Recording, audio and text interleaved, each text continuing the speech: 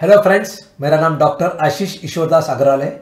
मैं child specialist paediatrician Nanded Maharashtra में practice करता हूं।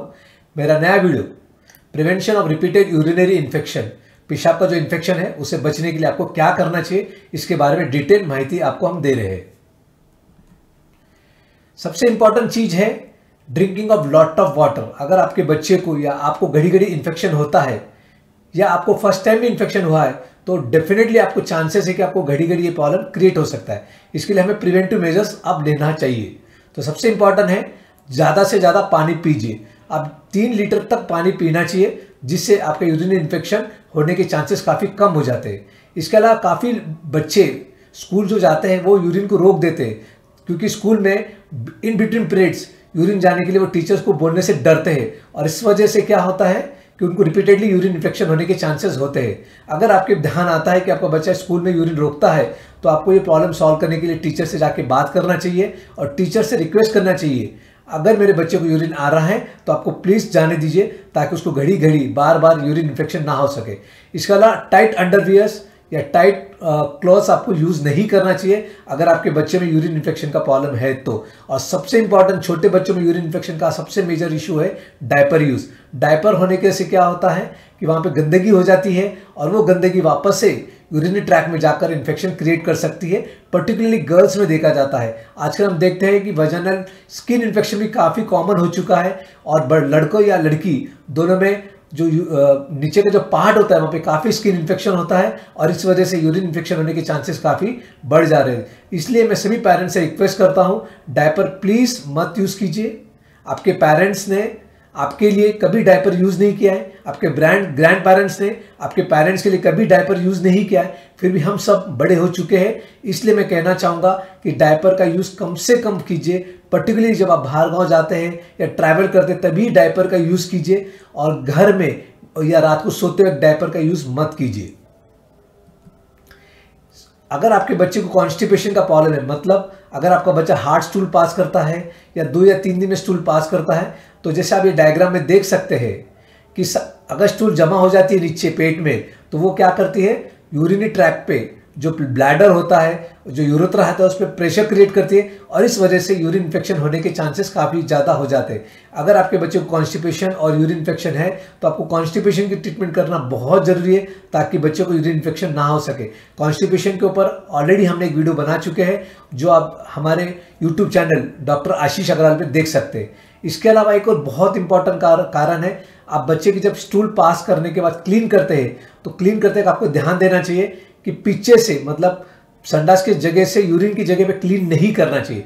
जब हम ऐसे इस तरह से क्लीन करते हैं पीछे से सामने की तरफ, तो पानी उड़कर आपके वजाइना या पेनिस के आसपास जाकर जमा हो जाता है, और उस पानी में कुछ बैक्टीरिया हो सकते हैं, और वो बैक्टीरिया अगर यूरिन में ट्रैक में चले जाता है तो आपके बच्चों को यूरिन इन्फेक्शन हो सकता है। पर्टिकुलरली ये प्रॉब्लम गर्ल्स में देखा जाता है। इसलिए अगर आपके बच्चों को यूरिन इन्फेक्शन हो चुका है या वापस रिपीटेडली हो रहा है तो इस पे आपको ध्यान देना चाहिए, और आपको क्लीन ऑलवेज वजाइना या पेनिस से स्टूल संडास की तरफ आपको क्लीन करना चाहिए, और ये बच्चों को भी सिखाना चाहिए अगर आपका बच्चा इंडिपेंडेंटली क्लीन करता है। और सबसे बेस्ट टेक्निक है, क्लीन करने के बाद कॉटन के कपड़े से या टिश्यू पेपर से उस एरिया को आपको ड्राई करना चाहिए।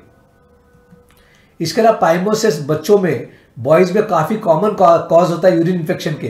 पाइमोसिस का मतलब होता है कि आपकी जो यूरिन जहाँ से आती है वो जगह काफ़ी छोटी होती है, और इसलिए होती है क्योंकि जो फोर स्किन होती है पेनिस के ऊपर की वो काफ़ी टाइट होती है। तो इसके लिए आपको क्या करना चाहिए, सबसे पहले तो ये समझना चाहिए कि नॉर्मल होता है 2 ईयर्स तक। अगर फिर भी 2 साल के पहले अगर आपके बच्चों को यूरिन इन्फेक्शन हो रहा है तो आपको पाइमोसिस की ट्रीटमेंट करना जरूरी है। सबसे इंपॉर्टेंट है कि आपको डेली एक्सरसाइज करना चाहिए। जैसे आपका पेनिस है तो आपको सामने स्किन को पकड़ के स्लोली पीछे खींचना चाहिए। दिन में 50 से 100 बार, जब भी आपको याद आता है तब आपको डेफिनेटली करना चाहिए। इसके अलावा कुछ ऑइंटमेंट्स मिलते हैं जिससे वहाँ पे आपके ओपनिंग ओपन होने के लिए काफ़ी मदद होती है। इसलिए आप अपने डॉक्टर से जाकर मिलिए और उससे कुछ ऑइंटमेंट्स प्रिस्क्राइब कर सकते हैं। अगर ये सब करने के बाद भी आपकी स्किन अगर वापस पीछे नहीं आती है और जगह बड़ी नहीं होती है तो आपको सर्जरी एक ऑप्शन है, but always surgery is the last option.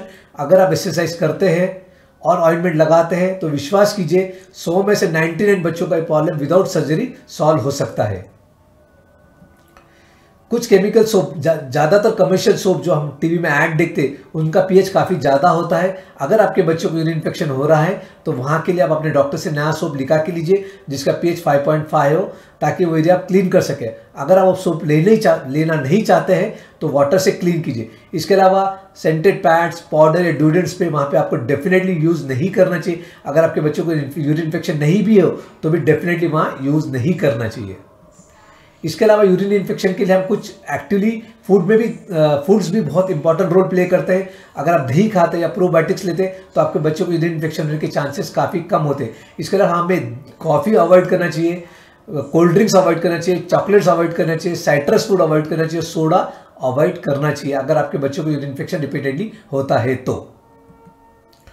Prophylactic antibiotic का भी कुछ रोल होता है। अगर आपके बच्चों को यूरिन इन्फेक्शन है और सोनोग्राफी में पता चलता है कि उसके कंजेनिटल प्रॉब्लम से, मतलब पैदाइशी कुछ इश्यूज है, तो आपको प्रोफिलैक्टिक एंटीबायोटिक लेना चाहिए। इसके लिए आपको ऑलरेडी डॉक्टर ने सजेस्ट किया हो।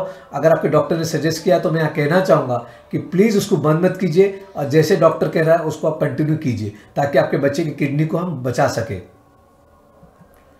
सोनोग्राफी काफ़ी इंपॉर्टेंट होती है यूरिन इन्फेक्शन में। अगर पहली बार कोई पेशेंट डॉक्टर के पास जाता है और उसे सोनोग्राफी प्रिस्क्राइब किया जाता है यूरिन इन्फेक्शन कैच करने के बाद, तो पेशेंट को लगता है कि अननेसेसरी इन्वेस्टिगेशन हो रहे हैं, लेकिन WHO कहता है कि सोनोग्राफी करना चाहिए फर्स्ट यूरिन इन्फेक्शन के बाद भी, क्योंकि अगर आपके बच्चे में यूरिन ट्रैक एबनॉर्मलिटी है या बच्चे में किडनी स्टोन है या ब्लैडर डिसफंक्शन है या बच्चे को बैक प्रेशर सिंड्रोम है, तो ये पिकअप करना बहुत इंपॉर्टेंट है ताकि लॉन्ग टर्म के लिए आप बच्चे को रिपीटेडली यूरिन इन्फेक्शन से बचाए जा सकता है।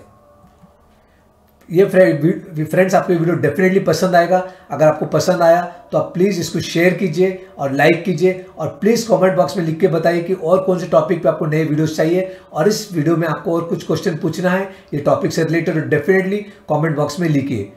Thank you very much.